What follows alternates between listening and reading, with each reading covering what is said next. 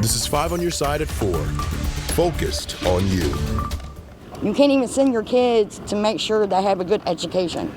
Chaos at schools in Illinois today. Students evacuated from at least a dozen schools, one of them Granite City High in the Metro East. Good evening, I'm Brent Solomon. And I'm Kelly Jackson. Kay has the day off. Illinois State Police say the students were evacuated after someone called in threats. Justina Cornell joins us live from Granite City High. And Justina, parents were called to pick up their students, right?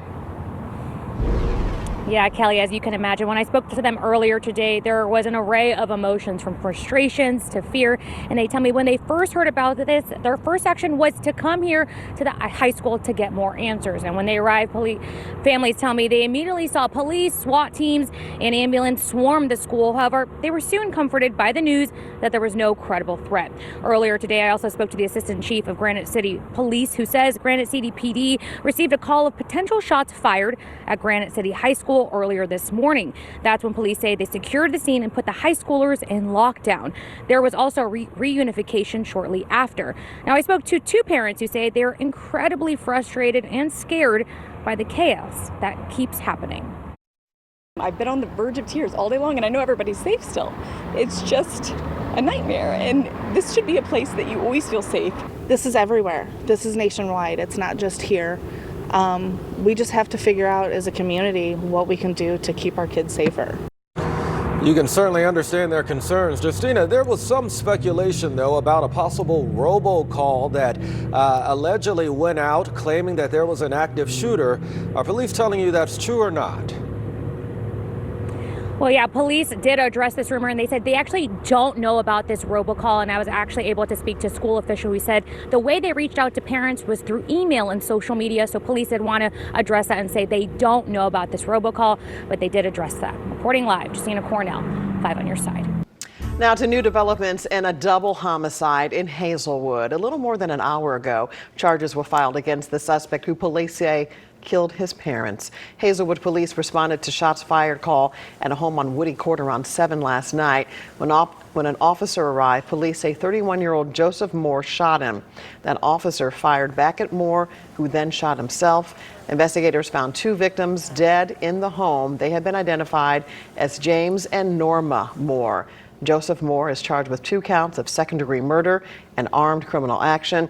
He's in custody at a hospital and will be transferred to the jail once released. 5 on your side's Elise Schoenig will have more on the investigation at 5 and 6. Well, investigators are trying to figure out what caused a fire that destroyed a home in Portage de Sioux. Firefighters showed up to Portage Road overnight and found that home consumed by flames. No reports of any injuries tonight. The fire chief tells us he's not sure if anyone even lived there. That home was affected by flooding back in 2019.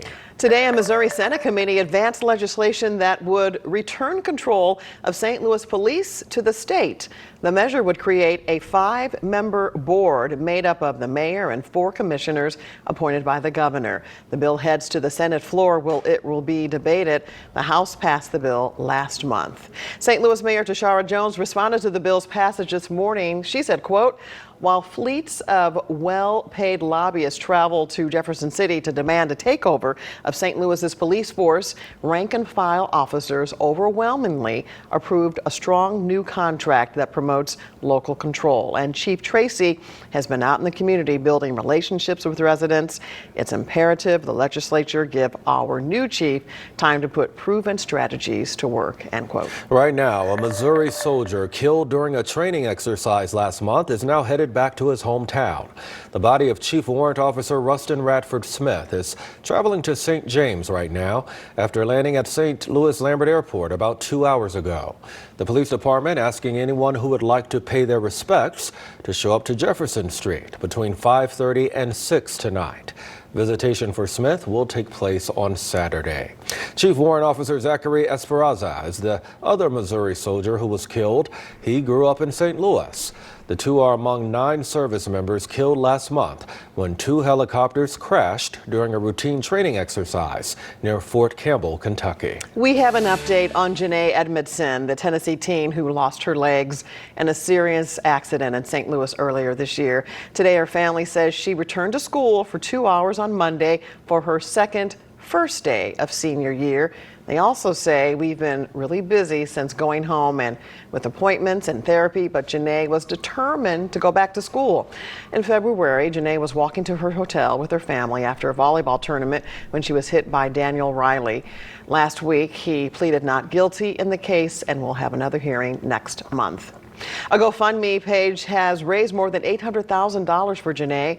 You can find a link to donate by texting the word support to 314-425-5355. Well, why don't we go ahead and take a live look at how things are looking outside. Our camera right now rolling over Enterprise Center.